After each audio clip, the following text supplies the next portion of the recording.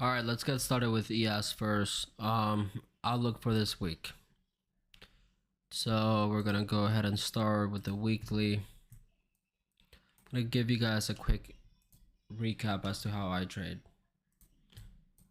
So I'm gonna mark out my weekly highs and my weekly lows, my previous weekly high and previous weekly low.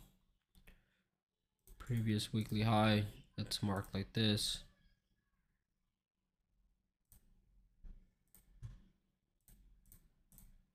Boom.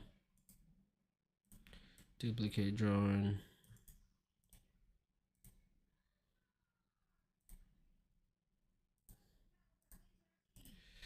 Okay, we have our weekly high, our previous weekly high and previous weekly low. Let's go, let's go. I kind of want to take a look at the monthly, right? I usually don't do this, but we did start a brand new month. I just want to see where we're at. Dude, it's just fucking crazy. Like we're up one, two, three, four, five, six, pretty much 7, 8, 9 months. Cause damn. And honestly, we can keep going up because we just keep on pushing up the market. Just saying that things are good and that the economy is good. So it just keeps rallying, even though I would say that the majority of people would say that things are hard out there. But let's do it. Let's make money. Who cares? Okay. So no weekly gaps. I do want to check in a tiny bit if we do have a weekly SMT with NQ or not, but we obviously are at all-time highs. Then we're gonna go ahead and scale down to the daily. We're gonna do the exact same thing for the daily. We're gonna mark our daily low, our previous daily low, Friday, with a line like this, red. Then I'm gonna mark my previous daily high with green. It typically will align with the high of last week, but we will move this as the week goes on. Okay, nice. Let's see, what else could we see here? I'm gonna delete this line. I don't know what this is. Delete. Let's just get an idea of what is going on. And we obviously still have some lows that have to get taken out at some point. All these lows down here. Don't see much as of right now. I know we are delivering off of this daily fair value gap. All right, we can mark this daily FEG. We did sweep all-time highs up here.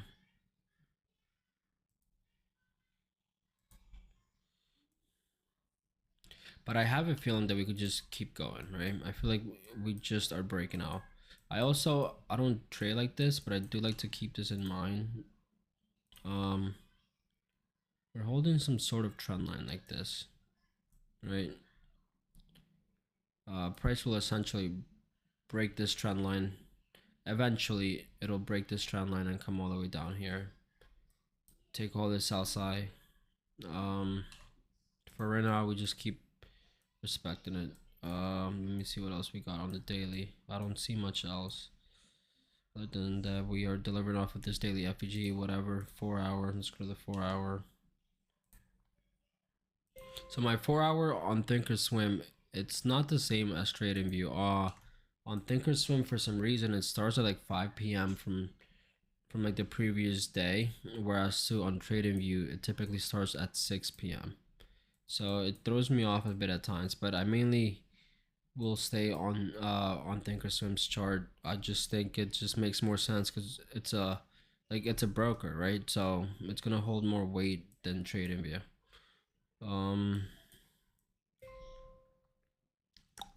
I look for like equal lows, equal highs, stuff like that.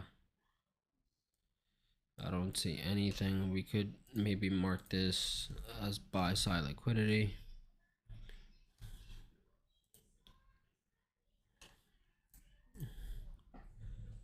Four-hour FEG. Now, a lot of times you wanna, so a lot of times when you don't know if a gap is gonna hold or not, I've noticed that if we create any kind of SMT on like the 5 or 10 minute within the gap, it typically means the gap is gonna hold and it's gonna have a bounce back up and continue with the normal trend, whether it's up or down. Especially like when you have a couple of gaps that are back to back. But thankfully here we just have the one gap, which is not bad. All right, 4 hour there. We could. Mm,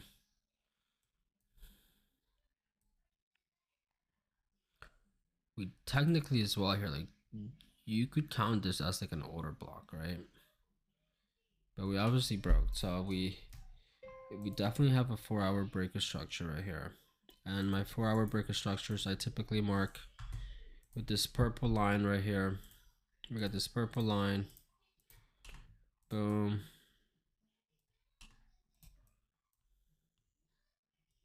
Kind of have like some similar lows around here that I don't like.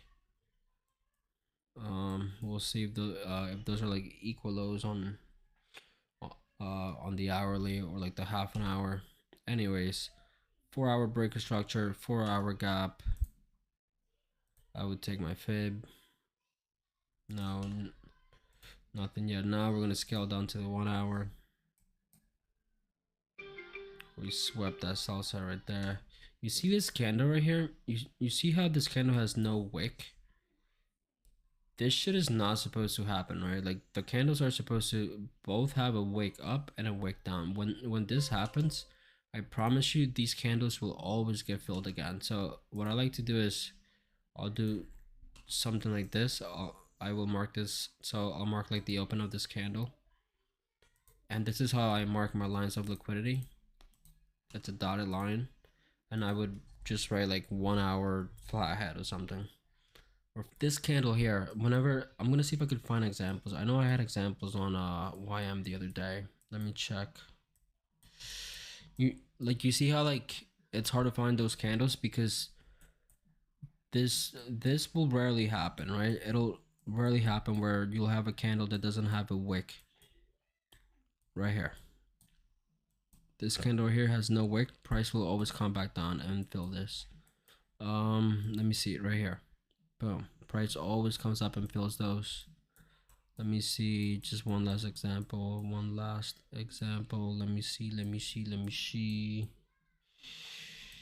Don't see that many, but they do happen. When it does happen, just know that it's an anomaly. Look, right here. The price comes back, it fills this candle here, this wick, and then it goes up. Anyways, let's keep going. So we have this, to me would essentially be a 1 hour breaker structure, right? Right here, because this candle here engulfs the candle like on the left, so this makes new high and a new low. Then we finally get a close below here, so this would be a 1 hour breaker structure. So this shows me weakness that the gap might not hold, and also knowing that we have this candle here, it shows me that there's a lot of weakness, and this gap might actually not hold. We're gonna see edit.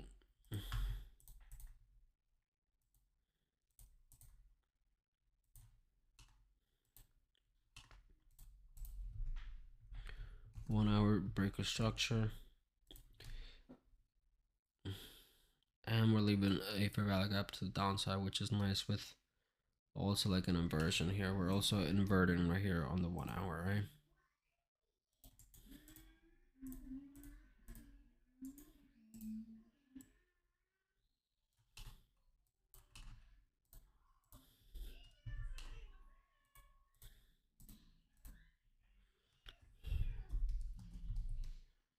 I don't think that gap is gonna hold. It can though, right? But we're trying to draw ideas as to what's going on, as to what could happen. There is a lot of sell side over here though. Like you see like these lows, like it's not enough for it to just come down and sweep this tiny bit. It'll probably come back down even way lower. Even down here, like all of this, yeah, it just has to get taken off for sure. I just essentially I like to find equal lows, like these equal lows are perfect on Friday, like when we swept those, and then we just kept going up. Perfect. Anyways, let's see what else we could find. I don't see much. Let's go to the half an hour.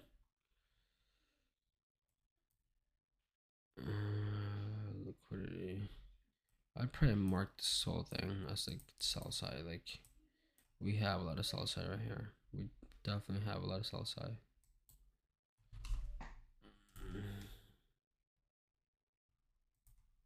I'd mark all of this as my sell side. Edit.